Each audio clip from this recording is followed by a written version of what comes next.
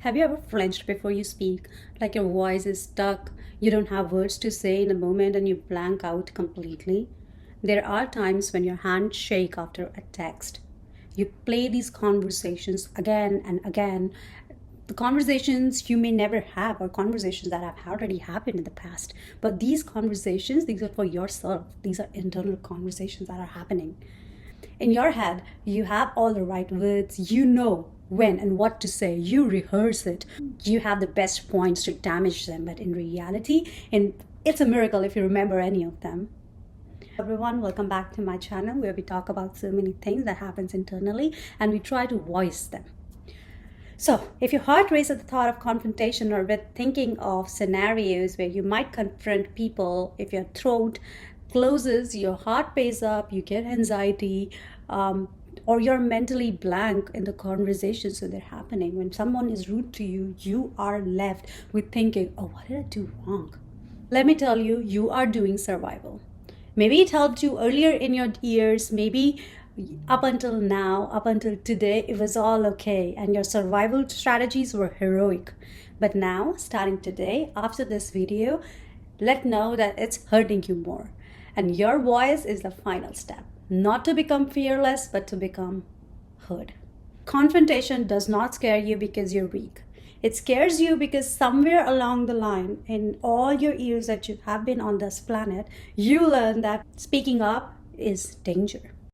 Let's get into why of you behave that way. Why with every confrontation, your body kind of freezes. Your mind is not in the moment and you feel like, oh, I had so many points. Why am I not saying that? Or maybe they're saying the truth. Maybe I should give in. That's what you think. Maybe you think at the moment, if I agree with them right now, they will not, bash me with their words. But it's anyhow going to happen. So let me prepare you. You were conditioned as a child. That's the number one. If you grew up in an environment where conflict was scary, where unpredictable people were there, they were not emotional, the withdrawal was there, your system had learned that confrontation and emotional chaos, they come in together. If you confront someone, that will lead to chaos. That is emotional chaos. And you will be left alone. Second reason, you bore this fear of rejection. What if they hate me? You might associate conflict with fear that someone will leave you, dislike you, or maybe think that you're too much. This is exceptionally common, again, if you have been growing around emotional unpredictability.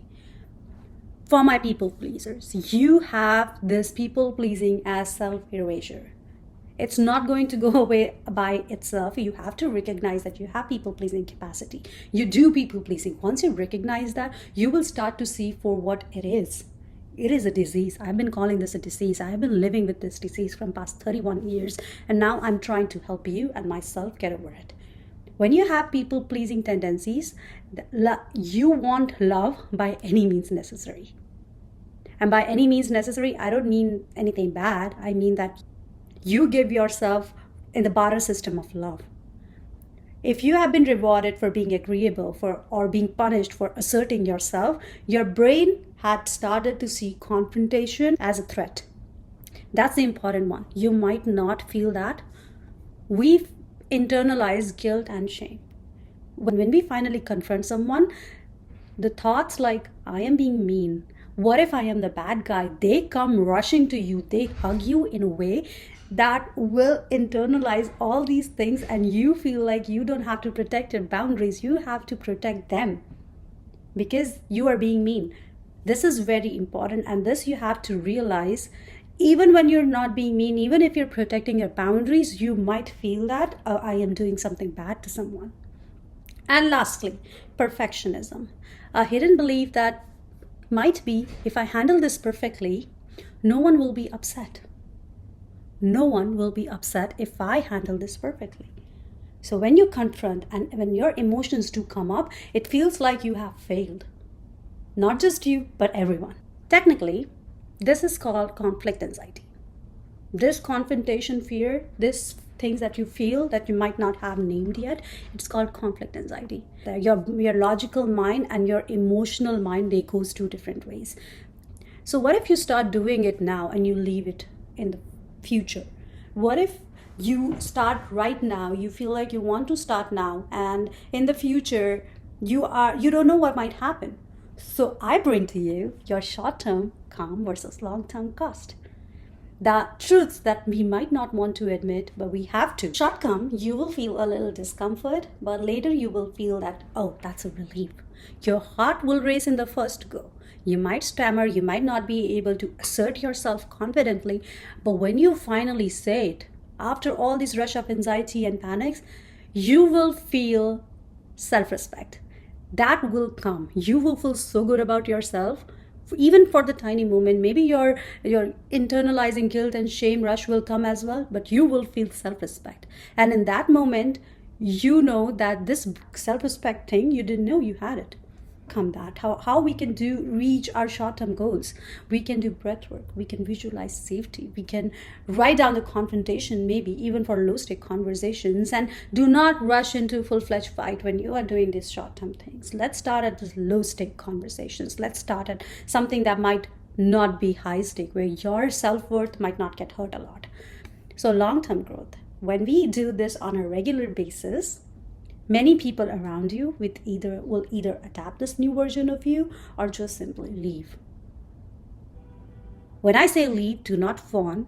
They either were benefiting from you, from staying small, or they never respected you. And you will lose that fake peace and you will gain the real power. You will start to trust your own voice again. That's a long-term goal. You have to trust the process, because without going through short-term goals, you cannot reach the long-term. So to feel that, you have to stay in your power. You have to trust your own power more than you trust anyone else's approvals. So what we can expect loss of people, friendship, relationships, and we might learn to feel good in ourselves in solitude. Are you ready to feel lonely even briefly? So you think that even when you say to yourself you want to speak up, but first confirm with yourself, are you ready for this temporary upheaval? Maybe someone close to you will get super mad. Maybe they will put status about you. Maybe you feel shaky like earthquake, your panics come back. But many will definitely start to call you difficult. Like, oh, you used to be very easygoing. What happened to you? You will fear that. This fear, when you hear them talking something like that about you or grouping them against you, that will drag you back. But you have to ask yourself this question. Do you want approval more than your integrity? If yes, go back. But if not, stay. The quiet part of you that wants freedom, are you willing to give that? Stop romanticizing silence. Let's stop calling fear kindness. I fear being judged. I fear looking like the bad one. But here's the truth. You fear what might happen. But how often has the worst case scenarios that goes into that overthinking brain of yours actually had happened? You have survived heartbreak. You have survived gaslighting, abandonment, and you're still here. You're still trying to learn, why do I fear the confrontation? Anything that results from overthinking, such as family drama, such as if people might call police on you, those are rare. But resentment towards yourself, that's daily. Now you are scared that people will think you're bad. But what if they do? Maybe they already do. And you know what? People always find reasons to make you the bad guy. Do you know we have this ability as humans to put ourselves in the good light, but we see other people's fault? We'll make a new video about it. But we do that. Many people, they see themselves as the great light. They won't see their own fault. They won't see that they can do wrong. For them, their doing wrong is just their being careless. But when you do wrong, they bring it up like something happened. Like, oh my God, you did a crime. Do not let that thinking of them being in their right spotlights affect you. So you are not responsible for their story of you. Let's weigh this. Real, fake. Respected, fake. Respected, loving them. So what's way down here? You have to literally think about yourself for a few seconds here. You are resentful, and you know why. Only because you betrayed yourself first. You just don't want to go that deep. You just say that, oh, I may be right. because you have been conditioned like that. But it's okay to leave that version of you in the past. It's okay to evolve. It's okay to speak up. So speak up. You kept others comfortable while slowly disappearing. That's not compassion. That's quite self abandonment. You are abandoning yourself. And it's been so long. Stop doing that. Each time you stay silent, you get momentary calm, a simple relief for some time because you have avoided discomfort. But those small withdrawal keep on adding as a compound interest, not just simple interest, compound interest. That's the worst one. If you ever had education loan that added compound interest, you know what I mean. You start to stay small. You slowly begin to resent yourself, even without realizing, and others. And it shows, trust me, it shows. People can see that you don't have self-respect. They come and they feed on you and they take part of you. You were giving your energy to silence when your truth dies. Now we're going to dive into tools that can be aligned for the confrontation. Now that you have realized that these things are a self-harming thing that you have been doing with yourself, and I come as a light to help you all, we are going to do the emotional first aid and the tools. So whenever you are in the confrontation, in direct situations where you're talking to someone, you have to take a breath. You have to imagine that there is a wall in between and their words can't get you. And you have to take a breath. It's not a do or die situation. They're making it do or die situation, but it's not. And if that's the case, you pause for a moment, you take your breath, you take 2 seconds, you feel your body, and then you use a prescript that you might have learned. What are we going to use? We're going to say, I'm not comfortable. Let's talk later.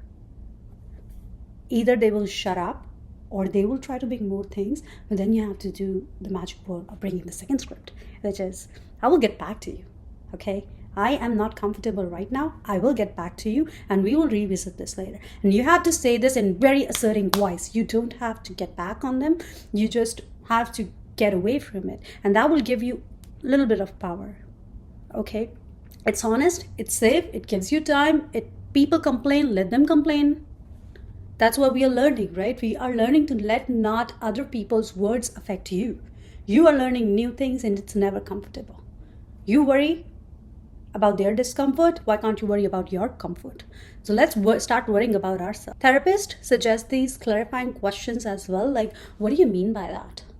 To shift from one reaction to another. Even if that does not work, just start asking everyone, what do you mean by that? In a very your own way.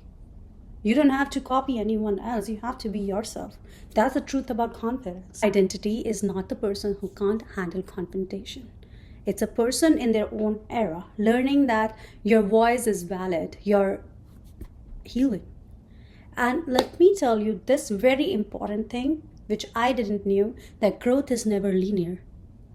You may start today, you might reach some point, and the next day you have to start from ground zero. And that's okay. That's completely okay.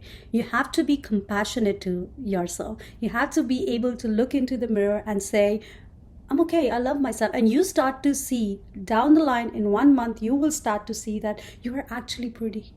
And you were letting other people's words affect you. Do not beat yourself for every small loss or going back to point zero. It's okay. It's okay. Know that with every micro confrontation, you learn. It rewires your system. Okay, if you go to gym, if you're a girl or a boy, you start from a certain weight.